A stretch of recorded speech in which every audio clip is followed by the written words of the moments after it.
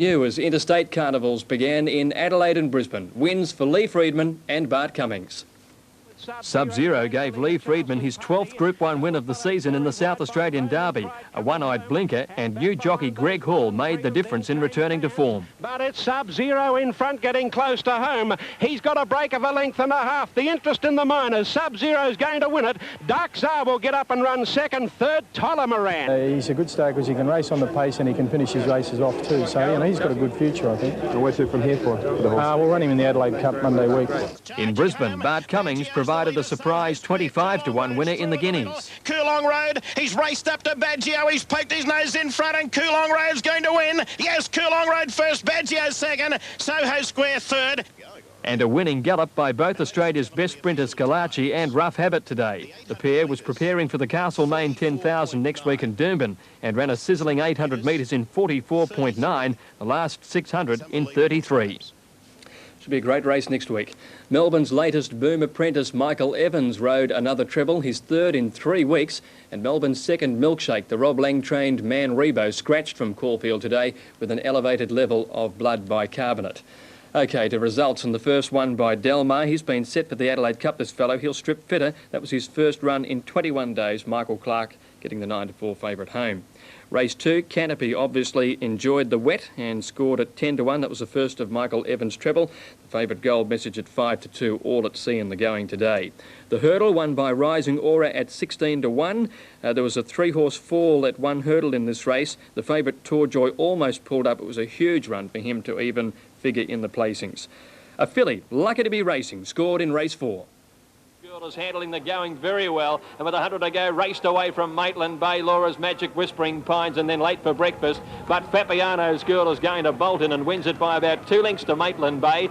One of the easiest wins of the day. It was only her second run in 12 months. Fabiano's Girl races with a steel pin in her knee, legacy of a slab fracture. She was well tried today, despite her lack of wet track form.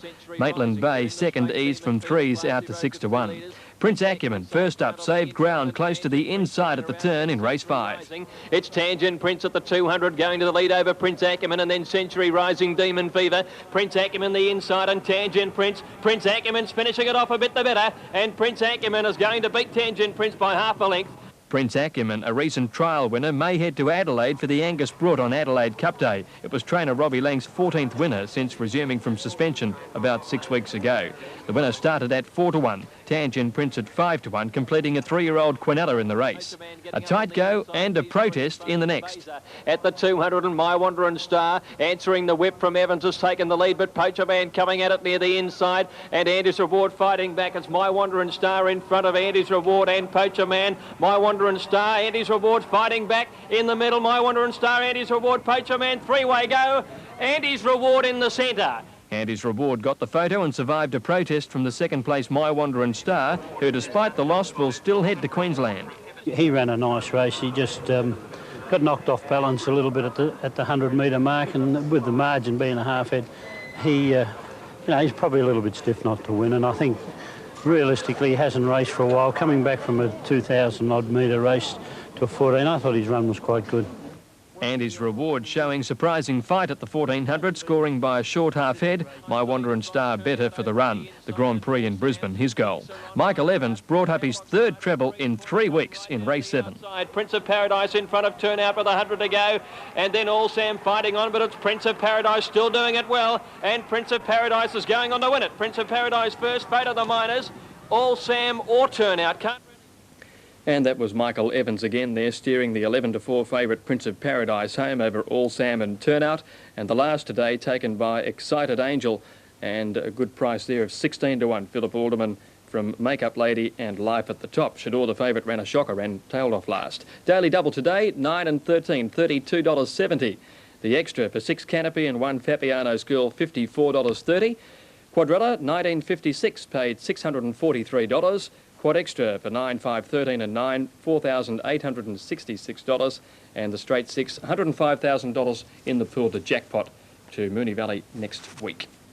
And don't forget live America's Cup action on ABC television from 4:45 in the morning. Sue, that's all for tonight? I don't think I'll be waiting up. I won't be, sorry. No, record it and look at it later. I will, yeah. Okay. See you tomorrow. Right. Now to the weather. A beautiful autumn day in Melbourne, and thankfully the heavy rain has left us for a few days at least.